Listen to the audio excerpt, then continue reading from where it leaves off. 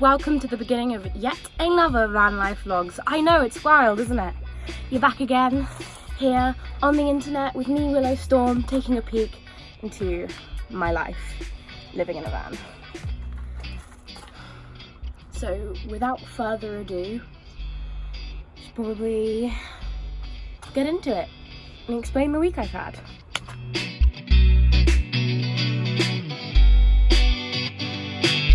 So this week began like any other. We were bright-eyed, bushy-tailed, ready to continue the up from last week of the absolute brilliance and fun that we've had. Ricky donned my unicorn onesie because he is, as always, at the front of fashion. It, however, terrorised Doggy. And we had to take the little poof to the vets for her last rabies shot, so we could finally get her out of Spain after her 3 weeks waiting period after this shot is over.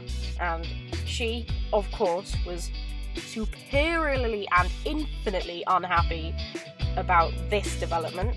Yet another vet visit for her. Traumatised as always, but she's a good little girl and she took her injection like a champ.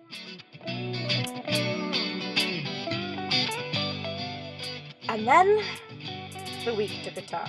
Maybe it's Seffi punishing us for making her go to the vets all the time, but it basically started raining. It was the back end of the storm that you've seen graced all over Spain. Luckily it's not the worst conditions we could have faced, but not great. And then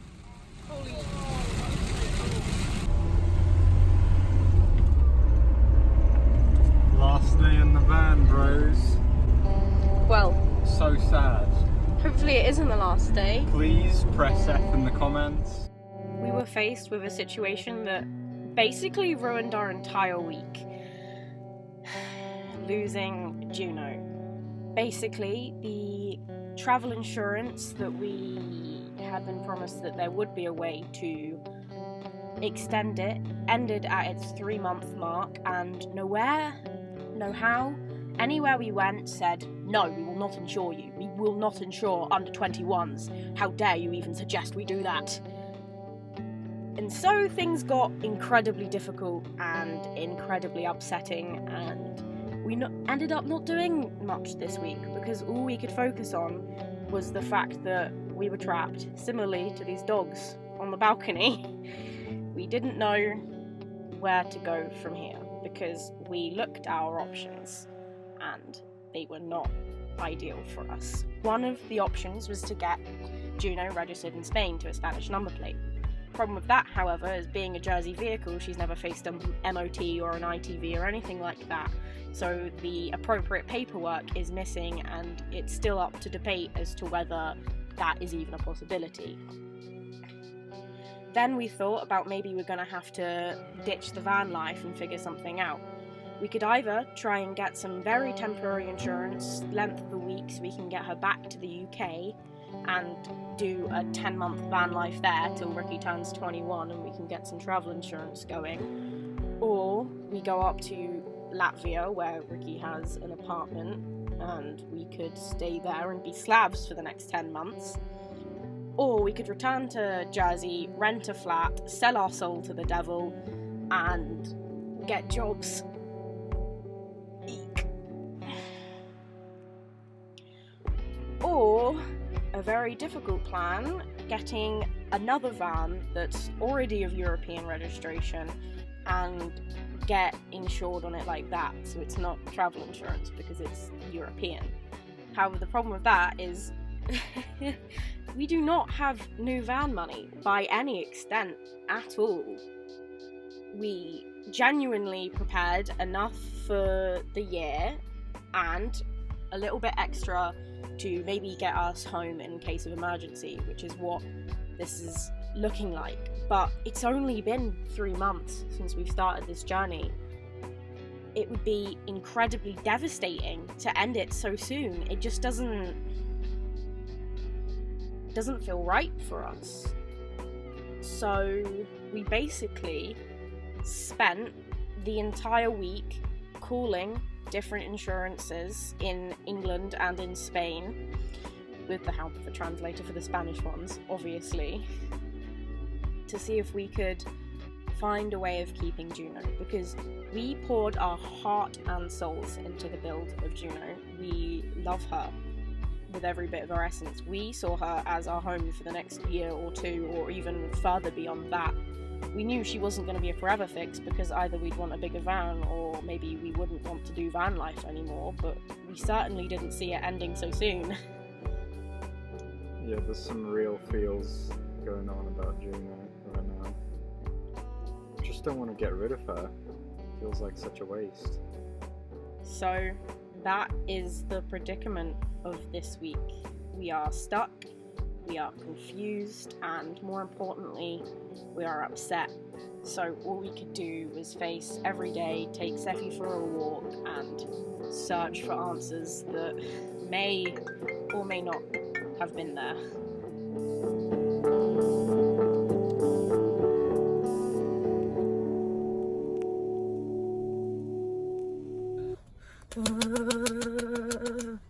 I've had such a tough week, and I keep trying to convince myself, and so does Ricky, that everything is going to get better and everything is going to be okay. It's been incredibly unnerving knowing that our future is so uncertain. But everything has been so uncertain, and the only thing we've been certain about is each other and this life that we want to lead. Because life is all about facing challenges, but hopefully all of our continued efforts will be rewarded. Don't forget to like, comment, subscribe.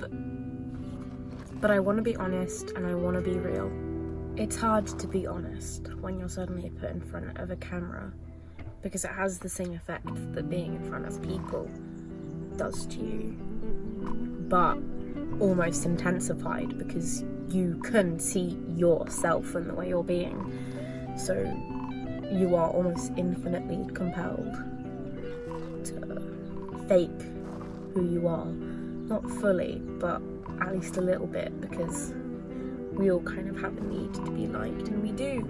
It's constantly proved that we do change ourselves depending on the situation we're in. So I haven't found the time to film us when we've been so stressed out, because I couldn't manage to explain the situation to a potential audience knowing that I might break down, because I don't think I deserve to be as upset as I am about the situation, and I think it would almost be insulting to everyone watching. And when you're feeling your worst, you don't want to potentially put that online to get dragged or mocked or judged by people saying that you shouldn't feel that way. But we all have a right to our emotions. And my emotions, as have Ricky's, been strung out this week. But I promise you, by not showing you this footage, I am in no way being dishonest. So I have intentionally not taken any footage of us at our worst, because I felt it would have been insensitive to our feelings and insensitive to the audience, to any of you watching and your feelings. But please stay tuned to see how this turns out for us, because if it turns out well, that's more of us, more of our content for you to watch. Because I don't know how willing I'd be to continue a YouTube channel if I had to return to the old lifestyle we had, where we were just permanently unhappy. Catch you later, friends of the internet.